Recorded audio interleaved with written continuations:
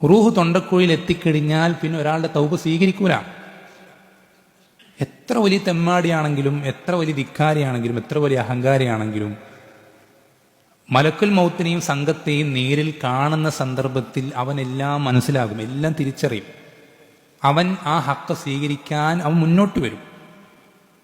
പക്ഷെ ആ സന്ദർഭത്തിൽ നമുക്ക് എന്തെങ്കിലും സ്വീകരിച്ചതുകൊണ്ടോ, മാറ്റം വരുത്തിയതുകൊണ്ടോ, നമ്മൾ പ്രഖ്യാപിച്ചതുകൊണ്ടോ, അംഗീകരിച്ചതുകൊണ്ടോ നമുക്ക് റബ്ബിൻ്റെ അടുക്കൽ ഇത് ഉപകരിക്കൂല.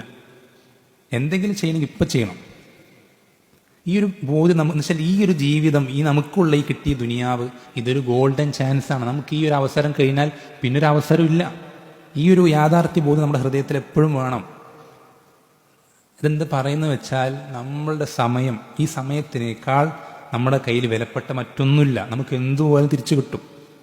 സമ്പത്ത് പോലെ കിട്ടും, ആരോഗ്യം എന്തുപോലെ നമുക്ക് തിരിച്ചു കിട്ടും. പക്ഷെ നമ്മുടെ സമയം ഒരു ദിവസം നമ്മൾ നഷ്ടപ്പെട്ട് കഴിഞ്ഞാൽ നമുക്ക് എന്തുകൊണ്ടും എന്ത് കൊടുത്തിട്ടും ആ ഒരു ദിവസം നമുക്ക് തിരിച്ചെടുക്കാൻ കഴിയില്ല. നമ്മുടെ കയ്യിൽ ഏറ്റവും വലിയ സമ്പത്താണ് സമയം എന്നുള്ളത്.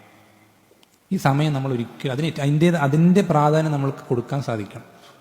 നമുക്ക് ഒരു സെക്കൻഡ് നമുക്ക് പാഴാക്കാനില്ല, അല്ലേ? ആളുകൾ ടൈം പാസ് എന്നാ പറയാം.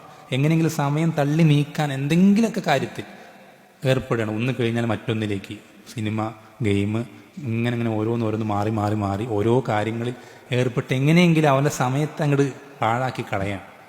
അങ്ങനെ നമുക്ക് തള്ളി നീക്കി അങ്ങനെ പാഴാക്കി അങ്ങനെ ഒഴിവാക്കി വിടാനുള്ളതല്ല സമയം.